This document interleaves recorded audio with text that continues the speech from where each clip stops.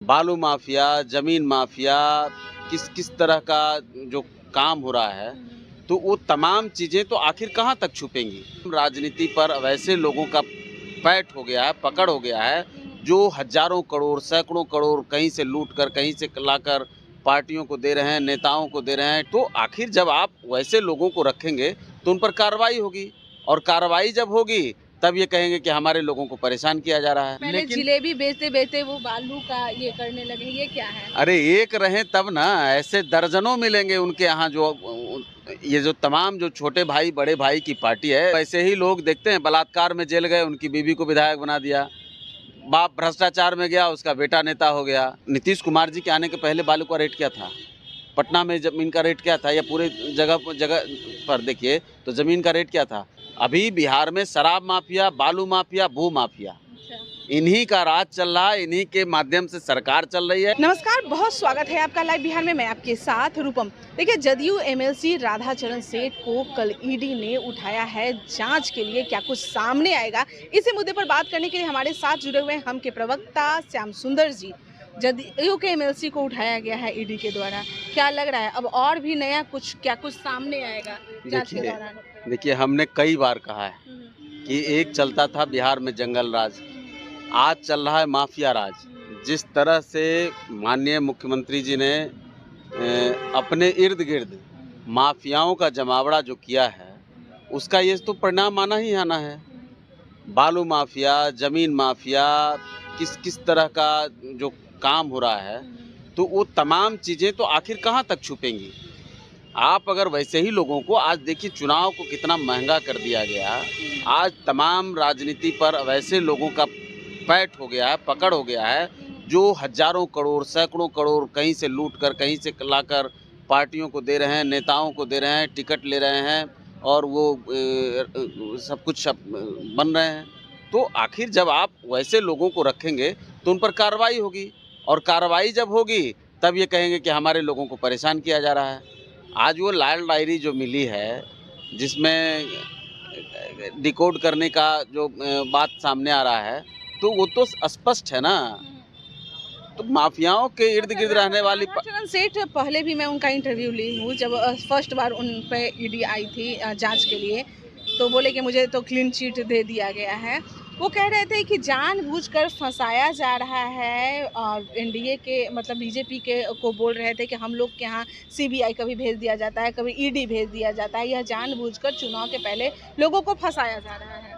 ये बहुत ही हास्यास्पद और कुटिलता भरा उनका बयान रहता है। अब आप क्या चाहते हैं कि आप ऐसे लोगों को सरपरस्ती भी दें और उन पर किसी तरह की कोई कार्रवाई ना हो? अगर राधाचरण सेठ पर कोई आज पहली बार तो हुआ नहीं है, इसके पहले भी ईडी का छापा पड़ा था, उसमें बहुत सारे पैसे पकड़ाने की बात भी थी। तो फिर ये तो लंबा प्रोसेस है। इस बीच में अगर आपको लग रहा है कि आपके ऊपर कोई गलत कार्रवाई हो रही है, ईडी गलत तरीके से आपको परेशान कर रही है या केंद्र सरकार इसमें अपना ये कर रही है, तो कोर्ट का दरवाज़ा है ना।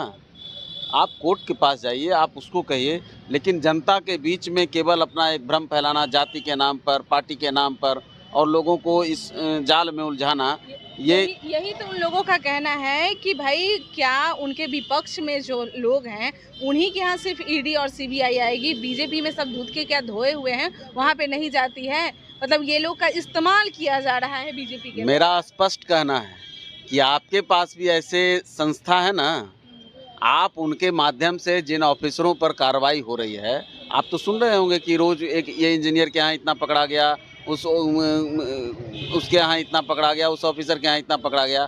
तो ऑफिसर और इंजीनियर के यहाँ पकड़ाने के लिए आपकी संस्था काम कर रही है। अगर आपको लगता है कि हाँ किसी विपक्षी दल के नेताओं के द्वारा या उसके किसी पदाधिकारी के द्वारा भी इस तरह का काम किया गया है, जो पार्टी पदाधिकारी हैं या किसी भी तरह से विपक्षी दलों से जुड़े हुए हैं, तो आपके पास भी ऐसी संस्थाएं हैं, आप उसके माध्यम से आप कार्रवाई करवाइए। पहले जिलेबी बेचते-बेचते वो बालू का ये करने लगे, ये क्या है? अरे एक रहें तब ना, ऐसे दर्जनों मिलेंगे उनके यहाँ जो ये जो तमाम जो छोटे भाई बड़े भाई की पार्टी है। जनता दल यू क्या है? वो राष्ट्रीय जनता दल का नवीनीकरण है। जो राष्ट्रीय जनता दल छोड़ेगा वो जनता दल में जाएगा, जो जनता दल छोड़ेगा वो राष्ट्रीय जनता दल में जाएगा। तो ऐसे ही लोग, हाँ अब चूंकि नीतीश कुमार जी इंजीनियर रहे हैं, वो कहते हैं कि हम बहुत ये हैं। तो लालू प्रसाद जी का चेहरा थोड़ा दूसरा था, इनका चेहरा थोड़ा अलग है। सफ़ेद पोश, बढ़िया गाड़ी, बढ़िया कपड़ा, चिकना चेहरा, ये सब दिखता है, लेकिन अंदर खाने उससे ज़्यादा भयावह स्थिति है। अच्छा। किन कारणों से? आखिर देखिए, बालू का जो आप कहते हैं ना, नीतीश कुमार जी के आने के पहले बालू का रेट क्या था? पटना में ज़मीन का रेट क्या था, या पूरे जगह पर देखिए तो ज़मीन का रेट क्या था? लेकिन जिस रेशियो में दाम बढ़ा, तो उसमें आखिर क्या होगा? अभी बिहार में शराब माफिया, बालू माफिया, भू माफिया, अच्छा।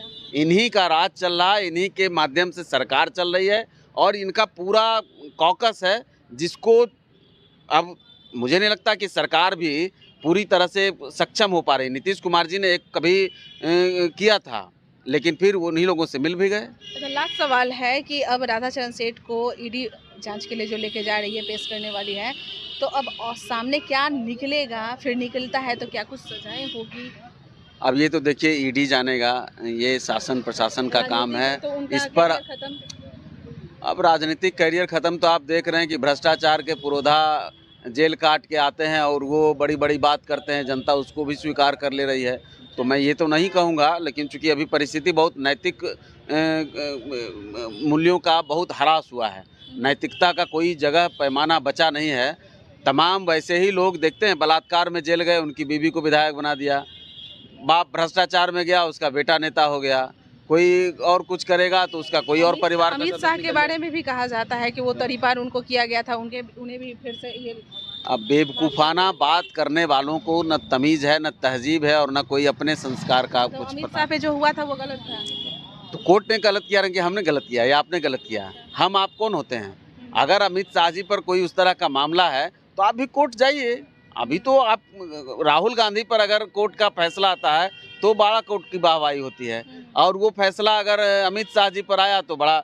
हाँ, ये बात भले आपने कहा कि कैसे उन लोगों ने सीबीआई का इस्तेमाल करके अमित शाह जी को, नरेंद्र मोदी जी को, और वैसे कई लीडरान को परेशान करने का काम किया गया। एक झूठा मुकदमा बना करके, क्या भगवा आतंक और क्या क्या नाम दिया गया था, उसकी आड़ में कैसे कैसे कारनामे हुए, कितने प्रयास हुए। लेकिन कोर्ट है, हिंदुस्तान है, जनता सब जानती है, कोर्ट सब कुछ समझ जाता है, और उसके अनुसार उनको प्रतिष्ठा वापस मिली। चलो ठीक है, बहुत बहुत धन्यवाद भाई। कोर्ट है, सब जानती है, जैसा कि यह कह रहे हैं। राधाचरण सेठ की भी पेशी होगी, अब वहाँ पर उनका क्या फैसला आता है ये भी हम इंतजार करेंगे। तब तक के लिए बने रहे लाइव बिहार के साथ। धन्यवाद। लाइव बिहार यूट्यूब पर सब्सक्राइब और फेसबुक पर लाइक जरूर करें।